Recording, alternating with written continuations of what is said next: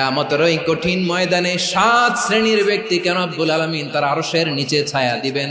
তার মধ্যে প্রথম শ্রেণীর ব্যক্তি হলো ইমামুন আদিল, যে ইনসাফের সাথে বিচার করে, যে জাস্টিস সমাজে সার্ভ করে, যে সুশাসন নিশ্চিত করে, ওই ইমামুন আদিল। আদিল শব্দটা বুঝছেন না? ইন্নাল্লাহা ইয়া'মুরু বিল আদল, পাইছেন? আদিল। 7 শ্রেণীর ব্যক্তিকে আল্লাহ তাআলা সুশীতল আরশের নিচে ছায়া দিবেন, যেদিন তার দেয়া ছায়া ছাড়া কোনো ছায়া থাকবে না। এর প্রথম হচ্ছে ইমামুন আদিল, ন্যায়পরায়ণ শাসক। চিল্লায় বলেন সুবহানাল্লাহ।